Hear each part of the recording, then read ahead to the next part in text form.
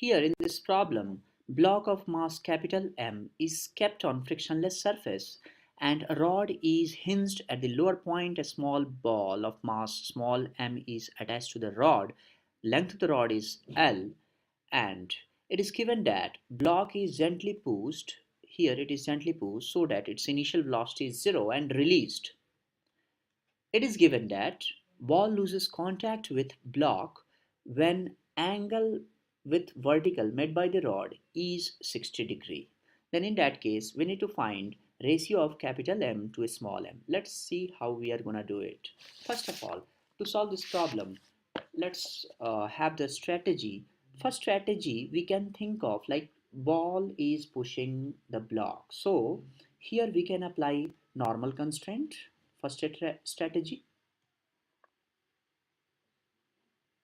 And the second strategy, like normal constraint, and here also it's given that ball loses contact. It means normal reaction force between the two is 0. So we can think of Newton's law for both ball and the block.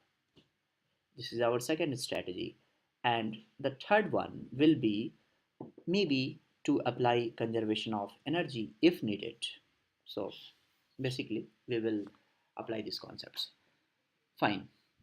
So normal constraint, it states that in the direction of normal, the components of acceleration will be same for both, for this block and for this ball.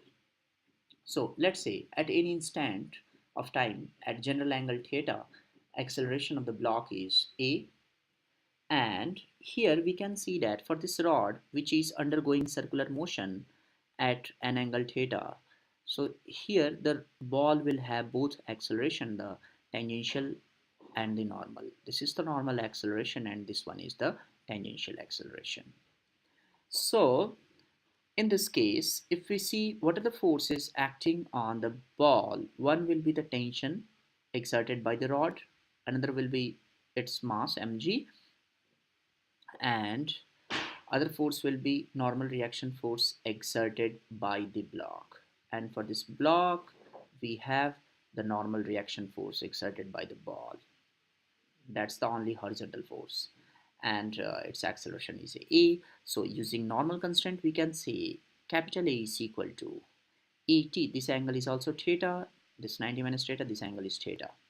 Acceleration A is equal to component of acceleration of the ball along horizontal direction, along normal, which is at cos theta minus an sin theta. Both will be equal. So this is our first equation using constraint relation.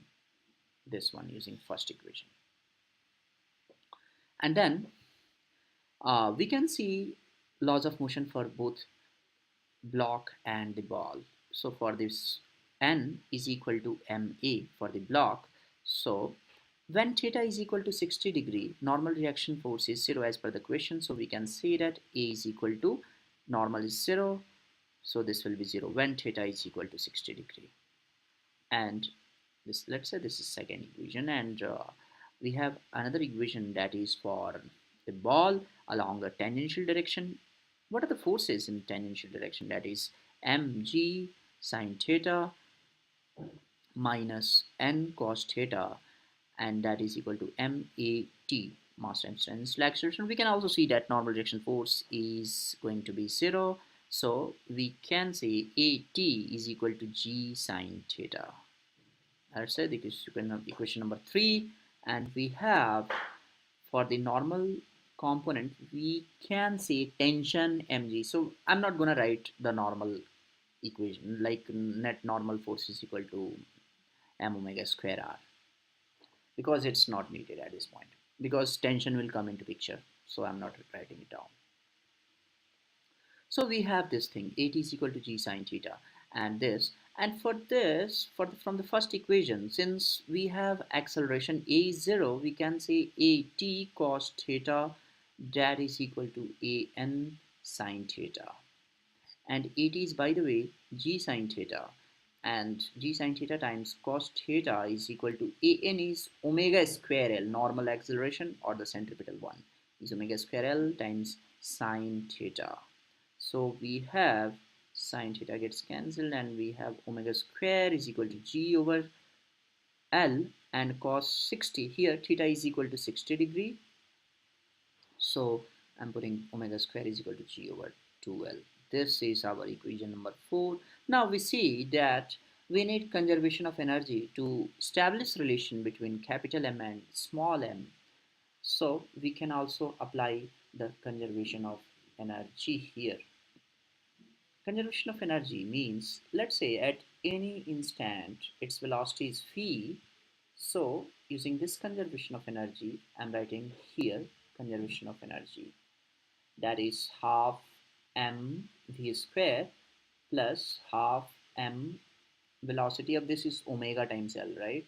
It will have this much of velocity omega L. This is omega L whole square, and this kinetic energy is equal to the loss in potential energy, which is mg L times 1 minus cos theta for this ball, because this is the height L minus L cos theta, which is falling down. So we have this mg times that will be the. So now we can see that v, velocity v is again unknown here. We can again establish normal constraint to establish relation between v and omega. So using this normal constraint, we can say component of velocity along normal. So for along this normal, along the co-normal, that is v is equal to omega L, and this angle is, by the way, theta. This angle is also theta, omega L cos theta. This is the constraint relation. And now we are plugging this value in our conservation of energy equation. We get half m times omega L, I'm writing small l, times cos 60. Here I'm putting theta is 60 degree, so it is cos 60, that is half omega L by 2 whole square plus half m omega L whole square, and that is equal to mgl 1 minus cos 60, 1 minus half, that is 1 by 2 mgl by 2. So plug the value of omega square from equation number 4. Here we get half gets cancelled, m l square, I'm taking omega square L square, uh, that is m plus m, and here that will be 4 m by 4 plus m times omega square is equal to, and by the way half gets cancelled, that is mgl, and here also L square. So if we plug this value here, omega square, and simplify, we will get the ratio m by m to be 4. Please make sure that you are also getting the same. Comment below if you get it. Thank you very much. If you like this video, do subscribe, share and like. Thank you.